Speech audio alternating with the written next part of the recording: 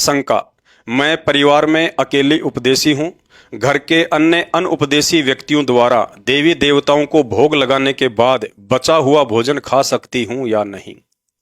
यदि आप परिवार में अकेली उपदेशी हैं और परिवार वाले देवी देवताओं को भी भोग लगाने के लिए कुछ बनाते हैं, तो गुरुदेव भगवान के आदेश अनुसार भगत ने देवी देवताओं को भोग लगाए गए भोग का ग्रहण नहीं करना है। बाकी बचे हुए भोजन में से पहले गुरुदेव को भोग लगाकर या अन्य देव की आरती करके भोजन ग्रहण कर सकते हैं। इसके अलावा किसी भी त्योहार पर परिवार के लिए खीर, हलवा आदि शुद्ध भोजन बनाकर दे सकते हैं, लेकिन त्योहार पर पूजा पाठ में किसी भी तरह का सहयोग नहीं करना है और ना ही देवी देवताओं को लगाया गया भोग ग्रहण करना है। शेष बचे हुए भोजन में से पहले अपने गुरुदेव को भोग लगाकर खाना खा सकते हैं। यदि परिवार वाले स्पेशल श्राद्ध निकालने या पितृ पूजन के लिए भोजन बनवाते हैं, तो ज्ञान आधार से संघर्ष करते हुए उसमें सहयोग करने से बचना चाहिए। उपदेशी को थोड़े बहुत विरोध का सामना अवश्य करना पड़ सकता है, लेकिन गुरुदेव के सत्संगों को आधार बनाएंगे तो संघर्ष भी आसान हो जाएगा कि जिस परमात्मा की प्राप्ति के लिए मंसूर ने संघर्ष करते हुए शरीर का अंग अंग कटवा दिया था, मीराबाई को घर त्याग कर वृंदावन में रहना पड़ा था, सम्मन ने अपने पुत्र सेऊ का शीश काटना पड़ गया था, नरसिंह भगत ने करोड़ों की संपत्ति भंडारे में लगाकर एक झोपड़ी में रहना स्वीकार किया, इब्राहिम सुल्तान ने राज्य त्याग कर जंगल में रहना स्वीकार किया, संघर्ष करते हुए सदना भगत ने अपने दोनों हाथ तक कटवाए। जबकि विचार करने की बात है, इन सभी आत्माओं का उस समय पूर्ण मोक्ष भी नहीं हुआ, क्योंकि पूर्ण मोक्ष तो वर्तमान में बिचली पीढ़ी में सतगुरु रामपाल जी भगवान की शरण में ही संभव है। अतः आप और हम आत्माओं को वर्तमान में बिचली पीढ़ी में जन्म देकर गुरुदेव भगवान ने जो अकल्पनीय रहम किया है, यदि समझ में आ जाए तो भक्ति मर्यादाओं के लिए संघर्ष करते हुए यदि सूली पर भी चढ़ना पड़ जाए तो भी बहुत सस्ता सौदा है। परमात्मा कहते हैं, सिर साटे की भक्ति है और कछु नहीं बात, सिर के साटे पाइए अवगत अलख अनाथ। फिर परिवार में हल्के फुल्के संघर्ष का सामना करना कोई बड़ी बात नहीं होनी चाहिए। परमात्मा कहते हैं, पतिव्रता सुनी नहीं रखवाले हैं राम। अर्थात संघर्ष के साथ साथ भगत को यह भी दृढ़ विश्वास होना चाहिए कि मैं किसी आधे अधूरे शक्तिहीन देव महादेव का नहीं, बल्कि उस समर्थ शक्ति कबीर साहेब सतगुरु रामपाल जी भगवान का बच्चा हूं, जिसके शरीर के आधे बाल के बराबर भी यह पूरी सृष्टि नहीं है। गरीब जाके अर्ध रूम पर सकल पसारा, ऐसा पूर्ण ब्रह्म हमारा। एक सत्संग में पूज्य गुरुदेव भगवान ने बताया कि दो दुकानदारों का आपस में झगड़ा हो गया। एक बोला मैं तेरे सिर में बाट मारूंगा, तो दूसरा बोला मैं कौन सा चुपचाप ही बैठा रहूंगा। अर्थात इस कहानी के माध्यम से गुरुदेव ने हमें विश्वास दिलाया कि यदि मेरा उपदेशी भगत समय आने पर घर परिवार या कहीं भी भक्ति मर्यादाओं को निभाने के लिए संघर्ष करेगा, तो उसका गुरु कौन सा चुपचाप ही बैठा रहेगा, बल्कि पल पल साईं की तरह अपने भगत के संघर्ष के साथ रहेगा।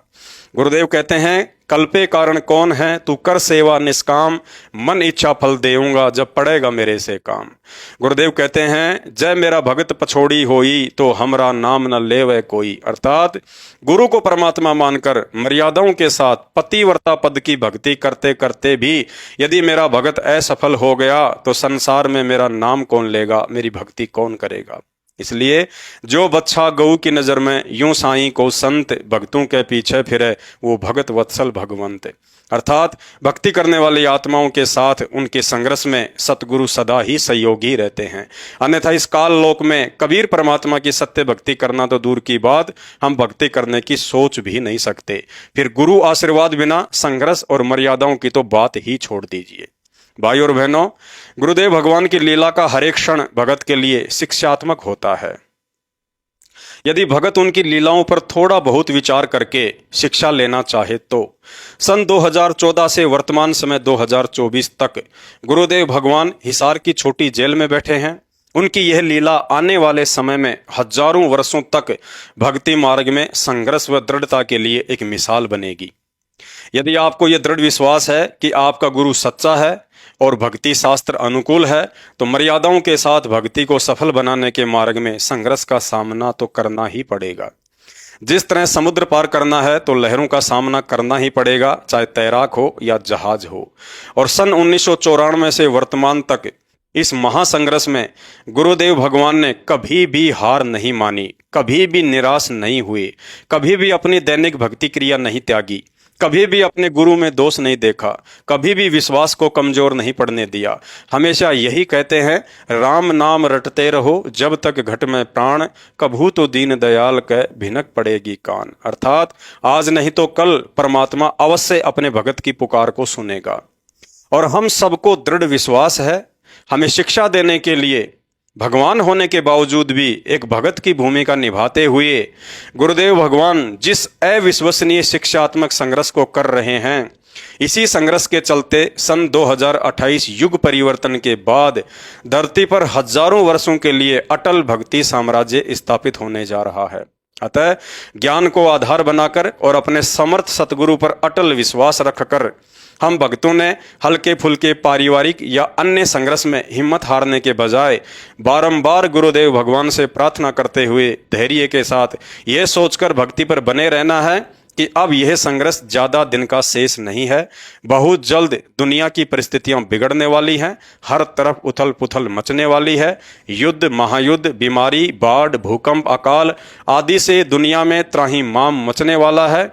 ऐसे समय में दुनिया के शीर्ष नेताओं के सामने पूर्ण ब्रह्म परमात्मा सतगुरु रामपाल जी भगवान के आगे घुटने टेकने के अलावा दूसरा कोई ऑप्शन नहीं होगा। उसके बाद देखना, धरती पर असल में कोई सुखी और सतगुरु के प्यार का अधिकारी होगा तो वही भगत होगा जो आज इस परीक्षा के दौर में हर प्रकार से संघर्ष को सहन करता हुआ मर्यादाओं में रहकर गुरुदेव भगवान को प्रसन्न रखेगा।